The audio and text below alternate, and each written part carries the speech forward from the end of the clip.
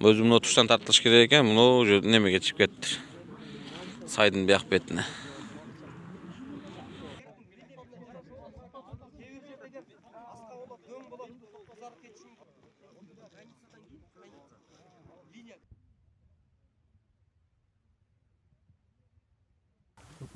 Дерестеги айыл. Ошол айылды Өзбекстандын аймагында болгон экен. Талдыбулак. Ошону Кыргызстан аймагына өткүзүп, келишим болуп, линиялар такталып, 17-жыл бүткөн экен.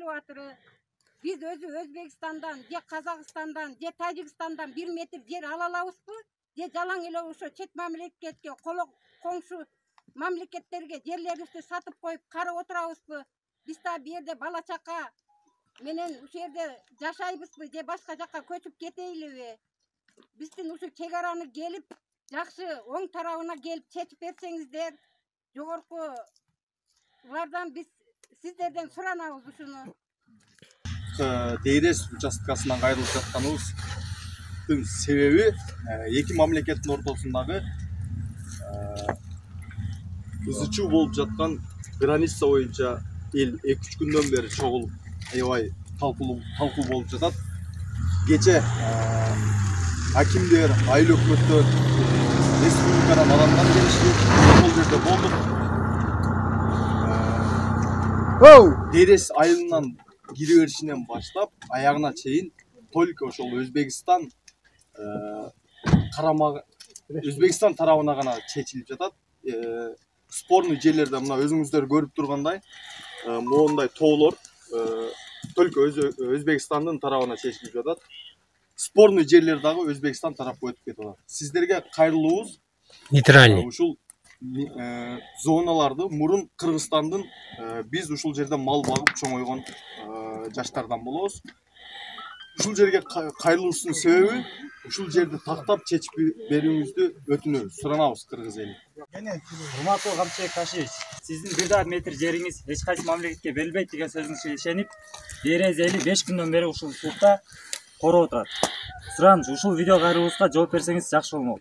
Бүгүнкү күндө ушул Терс айылынын Сары көпүрө участкасында ушу немелер такталган. Бул эки тараптуу демаркация маселелери чечилип, делимитация документтештирүү иштери бүткөн, сызыктар аныкталган. Бул боюнча 1-2 күндөн бери талаш болуп атат. Кече мен бул жерден областтын өкүлүн, райондун акимин, мынау областтык ички иштер башкармалыгынын милдетин аткаруучу Сыдыков Нурбек Абдыкалыковичти жибергем. Булар жеринде барды, эл менен жолукту. Ал Аксы районунун госрегистри өзү келип, бардыгын көрсөтүп, карта боюнча элге түшүндүрүп, элге туура эмес маалымат жетип аткан экен да. Баягы соцсеттен бизге өтүп кетти, 10 метр, 15 метр өтүп кетти деп неме кылгандан анан мен барын жибердим. Бишкектен чегара кызматтарынан келишти. Бардыгын аныктап, карта менен текшергенде алар 1 метрдан кирбептир. Өзүнүн сызыгында ошол неме иштерин жүргүзүп атыштыр.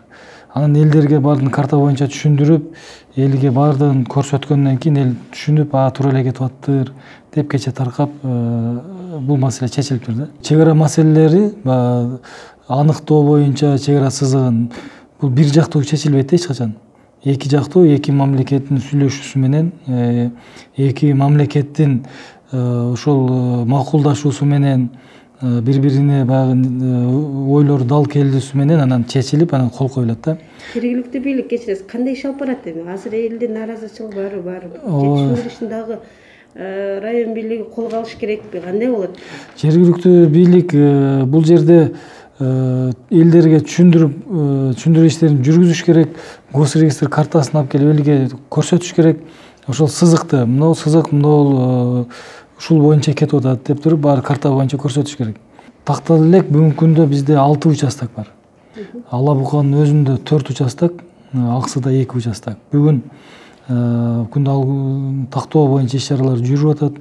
Өткөндө мен өзүм да катышып келдим. Заседание болду бул боюнча.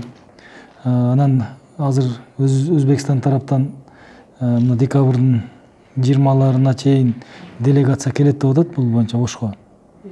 Бул боюнча дагы иштер жүрөт.